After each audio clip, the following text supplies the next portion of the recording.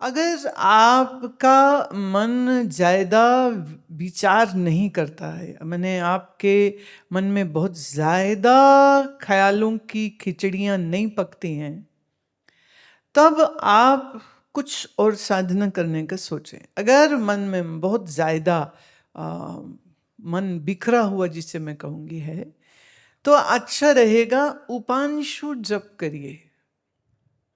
आप देखिए, हरे राम राम राम हरे हरे, हरे कृष्ण कृष्ण कृष्ण हरे हरे, ऐसे ना चिल्ला चिल्ला के आजकल बोलने का बड़ा फैशन हो गया। और साथ में बजते जब ढोलक मंजीरे, आहा, पगला जाते हैं, चीख रहे हैं, चिल्ला रहे हैं, डांस कर रहे हैं। अच्छी बात है, डांस करना भी अच्छा, गाना भी अच्छा, लेकिन सवाल यह है आप मंत्र कर क्यों रहे हैं? मंत्र का विधान है। मंत्र वह ध्वनि ऊर्जा है जिसको हम जागृत करते हैं, जिससे हमारा मन एकाग्र और शांत हो।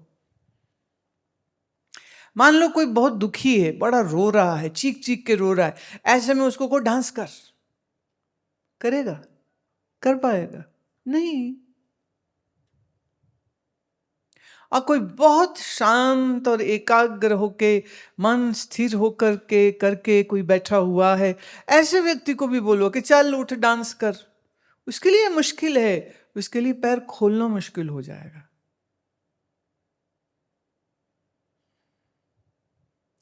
हम बच्चे थे उस समय पर 12-13 साल के, जब पहले हमको ध्यान में बैठाने का एक सिटिंग हुआ करता था, एक महात्मा थे वो बैठाते थे। अब उस उम्र में जब उन्होंने बैठाना, अब उसके पहले वेदांत की चर्चा चल रही, हम वेदांत सुन रहे, समझ रहे। फिर किसी पॉइंट पे आके वो कहते थे अच्छा अब आंख बंद करो, और फिर वो मनन जो है वो अपने बोल बोल के थोड़ी देर बोलते, थोड़ी देर, और फिर वो कहते अब मैं भी चुप हो जाऊंगा, अब बस बैठो, जो ज्ञान चिंतन कराया है इसी में स्थित रहो, और फिर वो खुद भी मौन हो जाते। कभी कभी उनको कहना पड़ता था, ये भगवान अब आंखें खोलो, और आंखें खुलती नहीं थी। ए भगवान सुबह स्कूल भी जाना है, अब घर जाओ, रात हो रही है।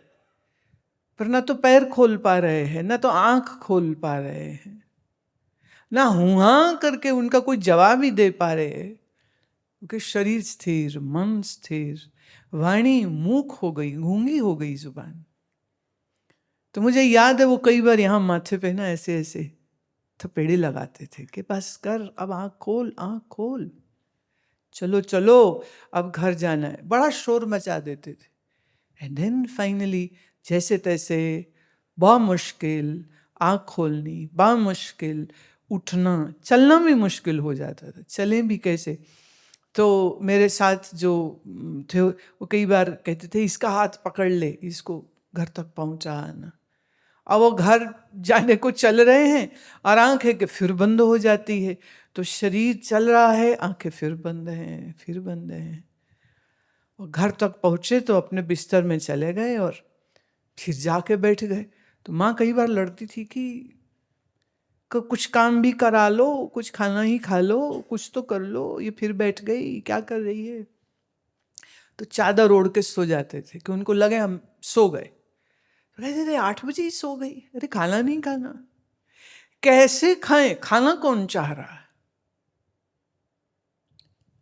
अब अगर मात्र ठीक से ज्ञान चिंतन हो तो ये अवस्था ऐसे आ सकती है।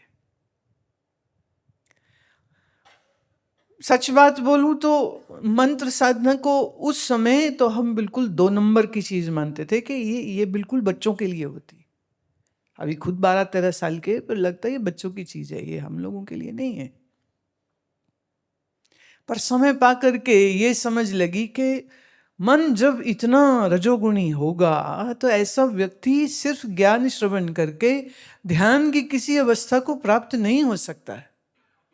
तो उसको फिर धीरे धीरे साधन मार्ग में बढ़ाना पड़ेगा। तो शुरुआत करें मंत्र जप से, उपांशु, धीमी आवाज में बोले और पूरी एकाग्रता से अपने ही आवाज को सुने। It's a double prong approach. आप बोल रहे हैं मंत्र और अपनी ही आवाज को सुन रहे हैं।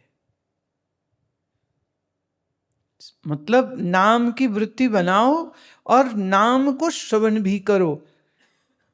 माने बोल भी रहे हो और सुन भी रहे हो, वक्ता भी तुम और श्रोता भी तुम।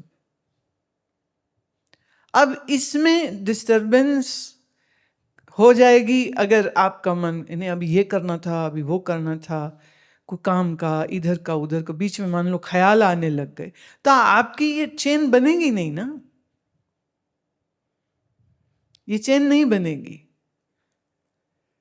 तो मन संसार की तरफ से बिल्कुल निर्विचार, एब्सोल्युटली क्वाइट, और नाम चल रहा है। मुझे ध्यान आ रहे, नाम तेरो आरती मजन मुरारे, हर के नाम बिना छूटे सगल पसारे। ये किस स्थिति में जाकर के वो बात कर रहे हैं? वो खाली जुबान से नाम रिपीट करने वालों के लिए ये बात नहीं कही जा रही। जहां नाम और मन एक हो गए, मन नाममयी हो गया, ये है मंत्र जप की सिद्धि। मन मंत्रमयी हो जाए, और मंत्र जिस इष्ट का है, मन कहो तो उसी में ही लीन हो गया, तो ये बड़ी सहजता से ध्यान की अवस्था में वो चला जाएगा। अब अगर आप मंत्र जप करते हुए ये स्थिति अनुभव नहीं कर रहे हो, तो सच ये है अभी आपका मंत्र ही सही नहीं हो रहा है। तो कोई एक चीज तो पूरी कर लो, नहीं तो फिर jack of all trades and master of none, ये तो वो बात हो जाएगी। करने को तो हम 1000 चीज कर रहे हैं और मन का तो कुछ परिवर्तन तो हुआ ही नहीं है। How can that be good? कोई भी साधना जब आप करते हैं, जैसे फॉर एग्जाम्पल मैं थोड़ा इन कृष्ण के लिए बोल देती हूँ ये, कि मान लो आप उपांशु मंत्र जब से शुरू होइए और उसको ही त्राटक में करिए। अब ये सारे टूल्स किस लिए हैं? ताकि आपका जो बिखरा मन है वो एकाग्र हो सके। सच कहूं तो वैराग्यवान का मन सहज शांत होता है, जिसके वैराग्य नहीं उसका मन शांत नहीं हो सकता है। जिसके मन में आसक्तियां राग द्वेष चल रहे हैं, उसका मन वो, उसको तो मैं कोई साधना बता दूं सब कुछ करके कहेगा फायदा कुछ नहीं होया।